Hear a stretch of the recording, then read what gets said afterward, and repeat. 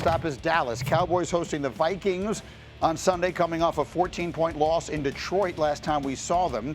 C.D. Lamb was listed as a full participant in practice yesterday, which would suggest he's on track to play after suffering a concussion in that game a week ago. And now the Cowboy conversation really now comes down to this. A wild card spot is going to be very difficult to procure in the NFC. There are just too many teams with such good records. So the division, the path for the Cowboys to get into the playoffs is to try and catch these Eagles who are sliding. The first piece of this is the Cowboys have to win out. Are we confident, J-Mac, in the Cowboys looking at that schedule, that they hold up their end of the bargain and win these games? I am confident. The main factor I see on that, the two challenging teams, Minnesota and then the Chargers, they play both of those games at home. And Dallas has been really good at home with Dak Prescott hitting both of his guys on the outside. They go on the road, and those are the lesser teams that they have to play against. I have a ton of confidence that this team is going to be able to do that. It's zero-sum because you obviously need to win out, which I believe they can. And then you need the Eagles to have one of the all-time collapses in NFL history. Look at those schedules again. This is not the Eagles playing Baltimore and playing Cincinnati. This is the Eagles playing the bottom of the league. You're talking about the Raiders, who have not looked like a functioning team in 2 months. Covered the spread last week. At Commanders. Okay, spread talk is great. Kenny Dillingham and the spread. We're all in on both of them. At Commanders, all right. At Bills, okay, that's fine if you lose that game. The Commanders, if you lose 3 of those 4 and you lose, you don't deserve to be in the playoffs, but yet it's quite possible the way they're playing that they could just have an utter collapse. There's been a lot of conversation about George Pickens, and it's come up a little bit here. Now, the conversation, just because they haven't played in so long and so much has happened, it's quieted a little bit. But what do you want to see? What will you be watching for from him the minute they step foot on the field on Sunday against Minnesota? Can you be dominant?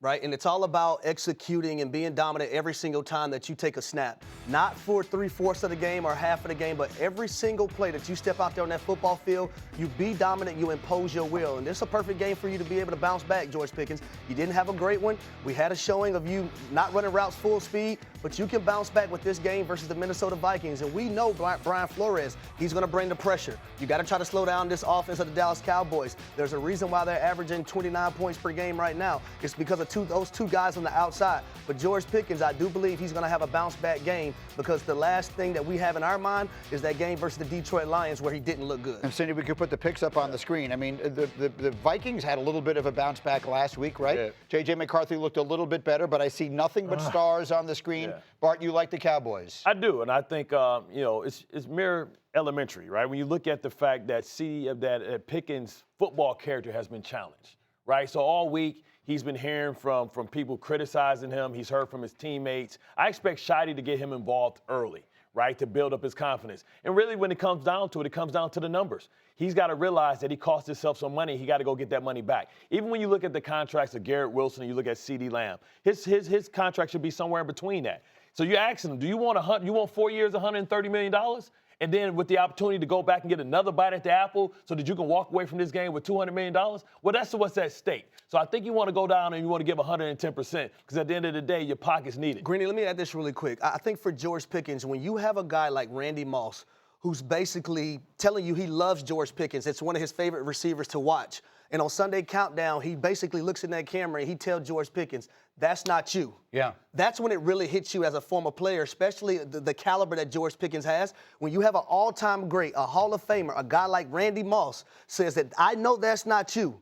You got to show up. You got to redeem yourself. That's when it hits home. Yeah, he wasn't mad. He was more disappointed. But Moss faced some of that same criticism, right? When he was in Oakland, and of course that's where careers used to go to die. All right. So the number on this game, wasn't it 7.5? 7.5 before they lost on Thursday night to Detroit. Then you saw it move. Then you saw J.J. McCarthy play well. It moved again. It's down to 5.5. Oh wow. This is where you play the Cowboys. The quarterback discrepancy is huge. I'm not banking on McCarthy having 2 good games in a row, but more importantly, Prescott with extra rest is where you want to live. In his career, 19-9 against the spread with extra rest. Since 2003, the only quarterbacks better than Prescott with extra rest, Tom Brady, Peyton Manning, Eli Manning, and Donovan McNabb, who with Andy Reid was the king of extra rest. Here we go. It's a Football Friday, so let's do Who You Got, looking at some of the big games this weekend.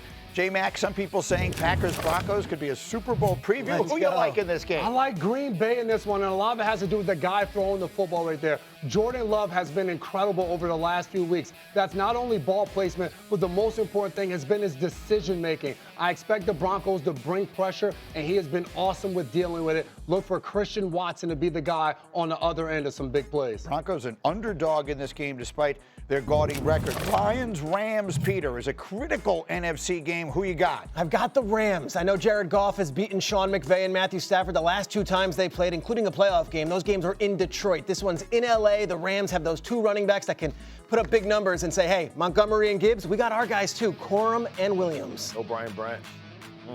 Oh, you were I thought you were shaking your head because you're down about your Lions. I thought you were disagreeing with Peter. No, you're just saying about I'm even worse right here. Harry, Ravens, Bengals, critical game for the Ravens in particular. Who you like? Gritty, I'm going with the Cincinnati Bengals.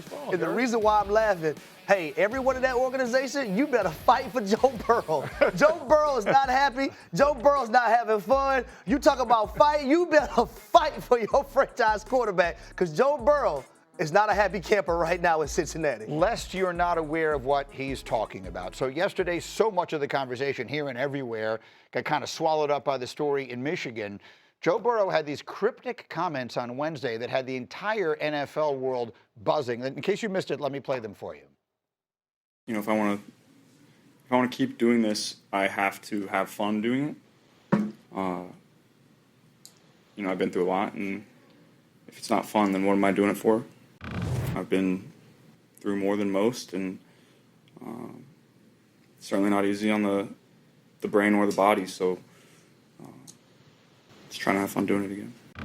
Seemed frustrating. There's just a lot of things going on right now. So Jamar Chase, when they asked him about it yesterday, said he thought that was AI. Like he didn't think that Burrow had actually said that, but we have witnesses who were actually there when he said it. So Peter, now that it's been 24 hours or so to go through the NFL, ripple effect, like what kinds of things are you hearing from people around the league about this? I'd first say, getting to know Joe Burrow just a little bit, I think there is a vision of him of someone walking the Fashion Week runway and being on the quarterback for Netflix and smoking the cigar at LSU that you think he's this brash, bravado. He's actually very introspective, and he's very vulnerable in moments like this. I would say that the second those quotes came out, I got my phone, and I think Adam Schefter said something similar. Multiple teams reaching out, not to see if he's available, because they're not asking me, just saying, well, that was interesting. Yeah. And teams that you might not expect. I mean, this is every team that has a quarterback even saying, well, that was interesting, because if Joe Burrow even shows a bit of dissatisfaction with that franchise and isn't saying, I'm done with football entirely, the line would be a mile long of teams that are inquiring. And that includes teams that are actually very good and might be even set with quotes at quarterback. That is how valued a player he is.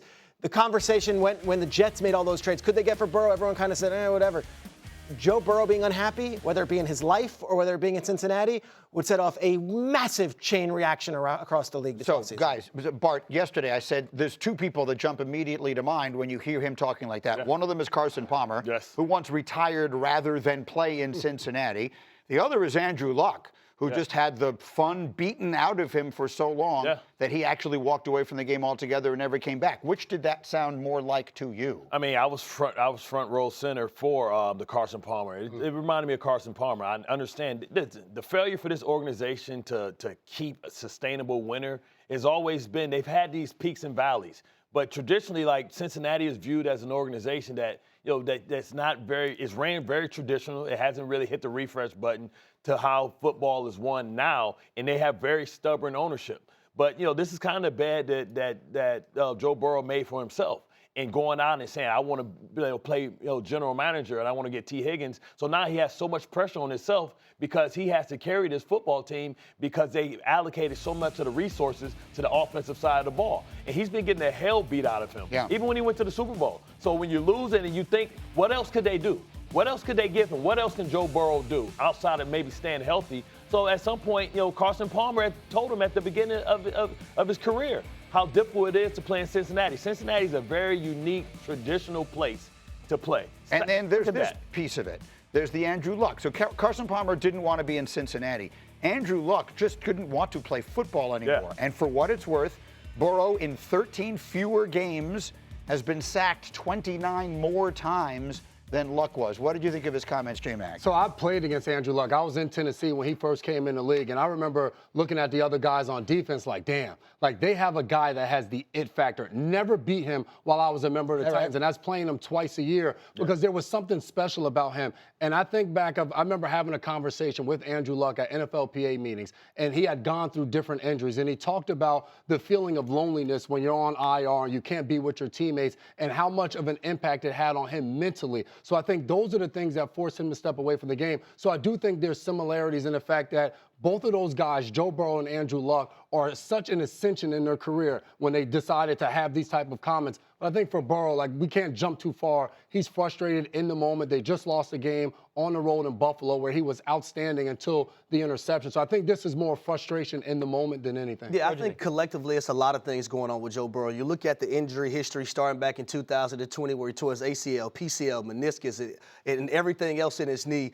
And year in and year out, he's consistently being hurt. The offensive line have not been good. So I point to the front office. Why? I look at Duke Tobin, I look at Mike Brown. The difference right now, in my opinion, when you look at the Philadelphia Eagles and the Cincinnati Bengals, is the draft picks that they hit on the defensive side. They have not hit on their draft picks defensively. And they brought in Al Golden to try to, help these guys come along and make plays and put them in positions to have success. That has not been the case. They have not hit on about 6 or 7 draft picks on the defensive side. And you look at the Philadelphia Eagles, who boatloaded all their money on the offensive side, and they've hit on all their draft picks. Narrative around them for 20 years. Yes. Mike Brown has been the owner. His daughter-in-law, Katie Blackburn, his daughter, and then his granddaughter, Elizabeth, are now playing a bigger role. And they thought that with that Super Bowl run and with Joe Burrow, that narrative is done. We're gone. To go back to the conversation and mention Carson Palmer now in 2025 is like 10 steps backwards that I know is just devastating for that building. It's organizational frustration. You don't think that they can ever get it right because they won't change their structure, how they go about their general manager and how they make decisions. And so you have to say, hey, I think I want to get out of here.